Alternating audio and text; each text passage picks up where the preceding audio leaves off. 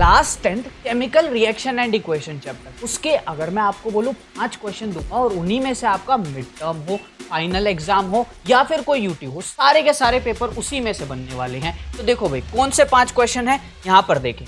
सबसे पहला क्वेश्चन आपसे बोलता है अ कंपाउंड एक्स नाम का कोई कंपाउंड है जिसको हम क्या कर रहे हैं, हीट कर रहे हैं। When heated produces brown fume, brown colour का धुआं निकल कर आता है। आपसे पूछा जा रहा है आइडेंटिफाई द कंपाउंड, मतलब कंपाउंड का नाम बताना है और उसके बाद में ये जो प्रोसेस हो रहा है हीटिंग का, इसकी केमिकल रिएक्शन बतानी है। आपको ध्यान रहना चाहिए जब भी कभी ब्राउन फ्यूम्स की बात हो रही है, मतलब किसकी बात हो रही है, यहां पर बात हो रही है लेड नाइट्रेट की, और हीट कर रहे हैं तो कौन सी रिएक्शन होनी चाहिए, थर्मल डिकम्पोजिशन, जहां पर हम हीट की हेल्प से किसी कंपाउंड को तोड़ रहे होंगे। देखो कैसे आंसर लिखना है, आपको लिखना है कि एक्स कंपाउंड जो है लेड नाइट्रेट मतलब PbNO3 है और इसकी रिएक्शन क्या होगी। यहां पर ध्यान रखना है, ये बहुत इंपॉर्टेंट रिएक्शन है। क्यों? क्योंकि इसमें 2-3 चीजें इंपॉर्टेंट है। यहां पर कलर इंपॉर्टेंट है कि लेड नाइट्रेट का कलर व्हाइट कलर होता है, पाउडर होता है, व्हाइट पाउडर, ठीक है। उसके बाद में जो यहाँ पर प्रोडक्ट बनेगा PbO जो कि येलो कलर का प्रेसिपिटेट होगा, मतलब रिएक्शन में नीचे बैठ जाएगा टेस्ट ट्यूब के,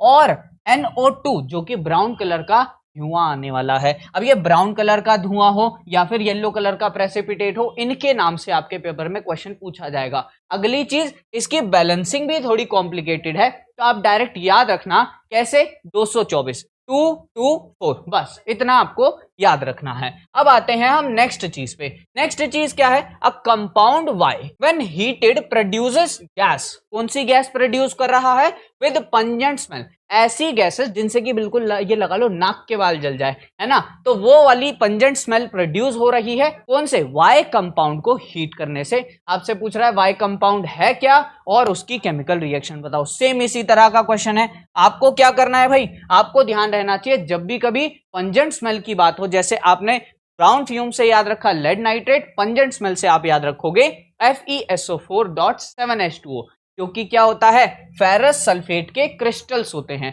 किस कलर के दिखते हैं, ये ग्रीन कलर के दिखते हैं। जब हम इसे हीट करते हैं तो ये बनाता है फेरस सल्फेट और वाटर जो है इवेपोरेट हो जाता है, ये दिखता है व्हाइट कलर का पाउडर। उसके बाद में हमें फर्दर हीट करना होता है और हमें मिलता है Fe2O3 और उसके साथ में SO2 और SO3। ये हैं वो दोनों गैस जो कि क्या है, पंजेंट स्मेल है, जो हमें नाकों में चुभती है। इसी के साथ में आपका पहला क्वेश्चन हुआ कंफर्म। नेक्स्ट क्वेश्चन पे आते हैं। नेक्स्ट क्वेश्चन क्या बोलता है भाई, ये आपका जो CBSE का सैंपल पेपर है उसने भी दिया है। क्या क्वेश्चन है, अमृता है जो कि इलेक्ट्रोलिसिस ऑफ वाटर कर रही है, मतलब पानी को स्प्लिट कर रही है इलेक्ट्रिसिटी की हेल्प से। यहाँ पर बहुत सारी चीजें डायग्राम में दी हुई है, इतना गंदा सा ही डायग्राम आएगा जब भी मैंने ऐसा डायग्राम आपके लिए यहाँ पर लगाया, क्योंकि ऐसा ही सेम डिट्टो आपके क्वेश्चन पेपर में भी आएगा। अब पूछा क्या गया है, आपसे पूछा जा रहा है कि यहाँ पर 2 गैसेस बननी है, which gas was expected to be formed at anode and which at cathode. कौन सी गैस एनोड पर बनती है, कौन सी गैस कैथोड पर बनती है। जब भी हम वाटर को स्प्लिट करते हैं इलेक्ट्रिसिटी की हेल्प से, तो हम क्या करते हैं, वाटर मतलब H2O को स्प्लिट करते हैं 2 गैसेस में। एक आ गया हाइड्रोजन गैस H2 और एक बनती है O2 मतलब ऑक्सीजन गैस। अब ये दोनों गैस, एक बनेगी कैथोड पर, एक बनेगी एनोड पर। कौन सी कहां पर बनेगी, देखो भाई जो कैथोड है वहां पर बनेगी हाइड्रोजन गैस और जो एनोड है वहां पर बनेगी क्या चीज, ऑक्सीजन गैस। ये ध्यान रखना, आपके सिलेबस में जहां जहां पर इलेक्ट्रोलिसिस हो रही है, 2 जगह इलेक्ट्रोलिसिस है, वहां पर हर जगह कैथोड पर हाइड्रोजन गैस बन रही है और एनोड पर जो भी सेकंड गैस बची वो बन रही है।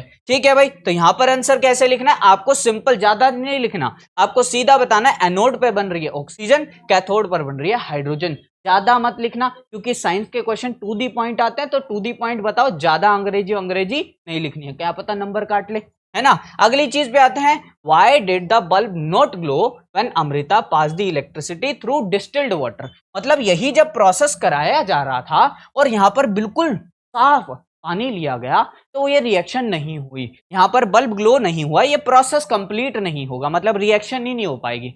क्यों नहीं हो पाएगी, क्योंकि जो डिस्टिल्ड वाटर होता है, बिल्कुल प्योर वाटर, उसके अंदर कोई आयन ही नहीं होते। कभी भी किसी भी इलेक्ट्रिसिटी को पास कराना है किसी भी ऑब्जेक्ट से, तो उसमें होने चाहिए फ्री आयंस। मेटल में से, कॉपर में से क्यों इलेक्ट्रिसिटी फ्लो हो जाती है, क्योंकि उसके पास फ्री इलेक्ट्रॉन्स रहते हैं। यहां पर ऐसा कुछ भी नहीं है, तो इसी वजह से इलेक्ट्रिसिटी फ्लो नहीं हो रही है। आपका आंसर होना चाहिए because distilled water do not contain free ions to conduct electricity. अब अगली चीज आती है, इसी का सॉल्यूशन पूछा, which substance was added by Amrita to distilled water to get the expected result. मतलब ये रिजल्ट लाने के लिए अमृता ने वाटर में क्या ऐड किया होगा ताकि इलेक्ट्रिसिटी चलने लगे और ये प्रोसेस कंप्लीट हो जाए। तो उन्होंने ऐड किया होगा कुछ भी ऐसी चीज जो कि आयन प्रोड्यूस करे। सबसे बेस्ट हम यूज करते हैं क्या चीज, डाइल्यूट H2SO4, क्योंकि H2SO4 ढेर सारे आयंस प्रोड्यूस करता है, कोई भी आयन से रिलेटेड दिक्कत नहीं होगी। H2SO4 आप लिखोगे और उसमें लिखोगे to produce ion for conducting electricity. इसी के साथ में 2 क्वेश्चन हो गए खत्म। अब आते हैं तीसरे क्वेश्चन। तीसरा क्वेश्चन क्या कहता है, बैलेंस केमिकल इक्वेशन बताओ। और आपके कोर्स में इस चैप्टर से रिलेटेड टोटल 7 ही केमिकल इक्वेशन है, तो वो सारी के सारी कर लेते हैं। क्या बोलता है भाई, पहली ही रिएक्शन में बोल रहा है reaction used in black and white photography. जो पहले ब्लैक एंड व्हाइट फोटोग्राफी होती थी उसमें कौन सी रिएक्शन का इस्तेमाल किया जाता था, तो वहां पर इस्तेमाल किया जाता था सिल्वर क्लोराइड का। जो फिल्म आती थी ना उसमें सिल्वर क्लोराइड लगा रहता था और सनलाइट की प्रेजेंस में वो सिल्वर और क्लोराइड में टूट जाती थी। क्लोराइड गैस होती है, उड़ जाती है, सिल्वर वहीं का वहीं रह जाता है। तो जहां पर रिएक्शन हुई वहां पर सिल्वर बनेगा और जहां पर रिएक्शन नहीं हुई वहां पर सिल्वर क्लोराइड ही रह जाएगा। एक का कलर व्हाइट होता है, एक का कलर ब्लैक होता है, ब्लैक एंड व्हाइट फोटोग्राफी। अब अगली चीज आई, डबल डिस्प्लेसमेंट रिएक्शन बताओ जिसमें प्रेसिपिटेट बन रहा है। आप याद रखना भाई, आपके कोर्स में पहली बात एक ही डबल डिस्प्लेसमेंट रिएक्शन बताई गई है और वो भी कौन सी, प्रेसिपिटेशन रिएक्शन वाली। तो बच्चे पता है कंफ्यूज हो जाते हैं कि डबल डिस्प्लेसमेंट रिएक्शन तो पढ़िए, प्रेसिपिटेशन क्यों घुसा दिया। वही चीज है, देखो क्या बोल रहा है, डबल डिस्प्लेसमेंट रिएक्शन। पहले वो समझते हैं उसका मतलब क्या है। यहां पर क्या हो रहा होगा, एक्सचेंज ऑफ आयन हो रहा होगा। मतलब Ba देखो Cl के साथ है, Na देखो SO4 के साथ में है। अगर एक्सचेंज हो जाए, Ba के साथ में SO4 हो जाए, Na के साथ में Cl हो जाए, तो वो रिएक्शन क्या कहलाएगी, डबल डिस्प्लेसमेंट। और इसमें खासियत क्या होती है, NaCl बना जो पानी में घुल जाता है, पर BaSO4 बना क्योंकि व्हाइट कलर का प्रेसिपिटेट बनाता है। प्रेसिपिटेट का मतलब क्या होता है, जो चीज प्रोडक्ट बनी पर पानी में घुली नहीं, ये नीचे बैठ जाएगी पानी में। अगली चीज पे आते हैं भाई, अगली रिएक्शन आपसे पूछता है कि ऐसी कोई भी रिएक्शन बताओ जिसमें कलर चेंज हो रहा है। अब देखो एक्चुअली में ये इजी है क्योंकि आपसे पूरे कोर्स में कोई भी रिएक्शन बोल रहा है अपनी मर्जी से, तो आप अपनी मर्जी से बता सकते हो जिसमें कलर चेंज हो रहा हो, पर बच्चे कंफ्यूज हो जाते हैं। तो इसका भी इलाज लेके आए हैं। आपको क्या याद रखनी है भाई, जो PbNO3 वाली रिएक्शन थी ना उसी में देखो कितने सारे कलर चेंज हो रहे थे, व्हाइट, येलो, ब्राउन, आपने यही लिख देनी है। देखो अगला क्वेश्चन क्या पूछा, reaction showing formation of gases, जिसमें गैस बन रही हो। देखो ऑक्सीजन गैस, NO2 गैस, ये गैस भी बन रही है, तो सेम ही रिएक्शन आप अगले वाले में भी लिख सकते हो। अगर आपसे पूछे ना कोई ऐसी रिएक्शन बताओ जिसमें प्रेसिपिटेट बन रहा है, डबल डिस्प्लेसमेंट का कोई नाम नहीं लिया, तो भी आप यही रिएक्शन लिख सकते हो। अगले पे आते हैं भाई, आपसे बोला burning of metal with bright flame. ऐसा एक मेटल जिसको जब हम जलाएं तो बहुत ज्यादा चमकदार जलता है। तो एक ही है आपके कोर्स में, पहला एक्सपेरिमेंट पहले ही एनसीईआरटी के पेज पे लिखा हुआ है, क्या है, बर्निंग ऑफ मैग्नीशियम रिबन। मतलब मैग्नीशियम रिबन को जब जलाते हैं तो बहुत ब्राइट जलता है। तो यही रिएक्शन आपको लिखनी है, Mg+O2 क्या बनाता है, MgO बनाता है। एक क्वेश्चन इससे भी आता है कि मैग्नीशियम रिबन का जब बर्न हो जाता है तो ऐश जो होती है, जो राख बनती है, वो किस कलर की होती है, वो व्हाइट कलर की होती है। अगले पे आते हैं भाई, अगली चीज आई फॉर्मेशन ऑफ क्विकलाइम, मतलब क्विकलाइम कैसे बनता है, और उसकी अगली आई वाटर से रिएक्शन, मतलब हाइड्रेशन ऑफ क्विकलाइम। देखो लाइमस्टोन होता है, चूना पत्थर होता है, अगर हम उसे भट्टी में जला दे, गर्म कर दे, तो बनता है क्विकलाइम और CO2 गैस बनती है जो हवा में उड़ जाती है। और अगर इसी क्विकलाइम को हम पानी में मिक्स कर दे, देखो क्विकलाइम है, इसे पानी में मिक्स कर दे तो बनता है CaOH, जो कि क्या कहलाता है, स्लेग्ड लाइम। याद रखना, आपके क्वेश्चन में हरदम कंफ्यूज करने के लिए कभी भी इनके साइंटिफिक नेम नहीं देगा कि कैल्शियम ऑक्साइड, कैल्शियम हाइड्रोक्साइड, आपको देगा क्विकलाइम, स्लेग्ड लाइम या फिर लाइमस्टोन। क्लियर है भाई। अगली चीज पे आते हैं, चौथे क्वेश्चन पे। चौथा क्वेश्चन आता है हमारा कुछ इस तरह का कि केमिकल रिएक्शन कंप्लीट करके बताओ। अब ये देखो आधी रिएक्शन आपको देगा, अब ये कंप्लीट करनी है। तो यहां पर देखो ज्यादातर आपको रिएक्शन देगी कैसी, एक ऐसी रिएक्शन देंगे जहां पर देखो एक सिंगल है बिल्कुल आपकी तरह और एक यहां पर है कपल। ठीक है, जब भी ऐसा देखने को मिले एक कपल है एक सिंगल है, तो क्या हो रही होगी, यहां पर हो रही होगी डिस्प्लेसमेंट रिएक्शन। अब डिस्प्लेसमेंट रिएक्शन का क्या करना है भाई, आपको सिंपल सा कर देना है, जो सिंगल है उसको बिठा देना यहां पर, दूसरे को हटा देना है।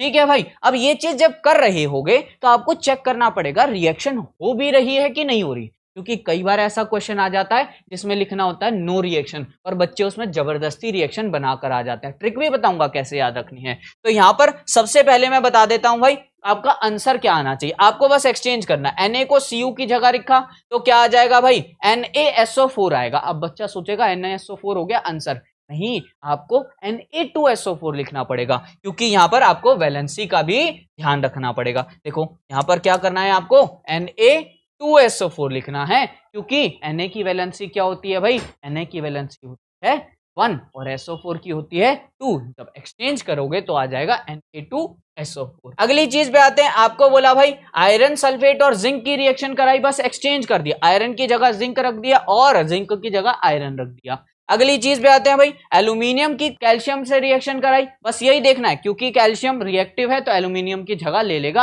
और क्या कर देगा, एक्सचेंज कर देगा। देखो एल्यूमिनियम की जगह Ca आ गया और Ca की जगह एल्यूमिनियम आ गया, एक्सचेंज आ गया। पर यहाँ वैलेंसी का ध्यान रखना होगा। Ca कैल्शियम की वैलेंसी क्या होती है 2, तो इसके सामने क्लोरीन पे आएगा 2 और वहीं पर एल्यूमिनियम की वैलेंसी थी 3, इसीलिए यहां पर लिखा था 3। अगली चीज पे आता है last reaction, CuCO3 whole twice और Na, अगर इसकी रिएक्शन कराते हैं तो बनता है Na2CO3 और Cu। अब जो मैं बता रहा था कि रिएक्शन होगी या नहीं होगी, कैसे पता चलेगा, रिएक्टिविटी सीरीज से। जो भी ये सिंगल वाला बंदा है ये ज्यादा रिएक्टिव होना चाहिए। अब पता कैसे चलेगा कौन ज्यादा रिएक्टिव कौन कम रिएक्टिव, इसको याद रखना है रिएक्टिविटी सीरीज से। कैसे याद रखोगे, केदार मतलब पोटेशियम, नाथ का माली आलू जरा फीका सा पकाता है, आगे इसके बाद कोई सीक्वेंस नहीं बन रही थी तो copper mercury silver gold platinum चुराने के लिए। ठीक है भाई, अब ये याद रखना है, पहले वाला ज्यादा रिएक्टिव है बाद वाला कम रिएक्टिव, दैट्स इट, इतना याद रखना है आपको। लास्ट क्वेश्चन पे आते हैं भाई। अगला क्वेश्चन पूछता है what is the redox reaction. Redox reaction क्या होती है, ऐसी रिएक्शन जिसमें ऑक्सीडेशन और रिडक्शन दोनों एक साथ हो। नाम भी उसी से आया, रिडक्शन का RED और ऑक्सीडेशन का OX।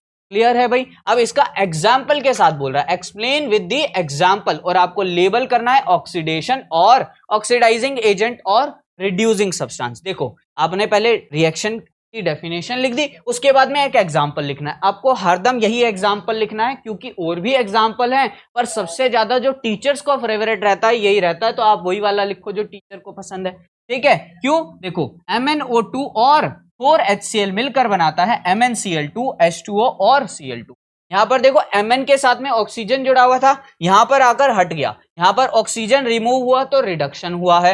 अगली चीज HCl है, HCl में क्या हुआ भाई, इसमें से हाइड्रोजन निकल गया, Cl बच गया, तो क्या हो गया भाई, यहाँ पर हाइड्रोजन का रिमूवल मतलब ऑक्सीडेशन हुआ है। जब ये दोनों एक साथ में हो रहे हो तो क्या हो रहा है भाई, रिडॉक्स रिएक्शन हो रहा है। ये चीज हो गया। अब इनमें से कैसे बताएंगे भाई कौन सा ऑक्सीडाइजिंग एजेंट कौन सा रिड्यूसिंग सब्सटेंस, आपको याद रखना है ऑक्सीडाइजिंग एजेंट और रिड्यूसिंग सब्सटेंस सेम होते हैं। अब यहां पर हमने देखा कि ये वाला क्या है भाई, रिड्यूस हो रहा है, तो इसी को बोलेंगे रिड्यूसिंग सब्सटेंस और इसी को बोलेंगे ऑक्सीडाइजिंग एजेंट। लास्ट चीज बचती है रेंसिडिटी को प्रिवेंट करने के लिए 3 चीज क्या कर सकते हैं। रेंसिडिटी मतलब जब खाना सड़ता है, क्योंकि उसमें ऑयल्स और फैट्स होते हैं, तो उसको कैसे बचा सकते हैं, रेफ्रिजरेटर मतलब फ्रिज में रखो, एयर टाइट कंटेनर में रखो, या फिर क्या कर दो, अगर चिप्स वगैरह है पैकिंग कर रहे हो तो उसमें नाइट्रोजन गैस रखो। बस यही आपका क्या है भाई, ये 3 मेथड्स हैं। इसी के साथ में अपना चैप्टर हो गया है फिनिश। बस यही 5 क्वेश्चन आपने कर लिया, दैट्स इट।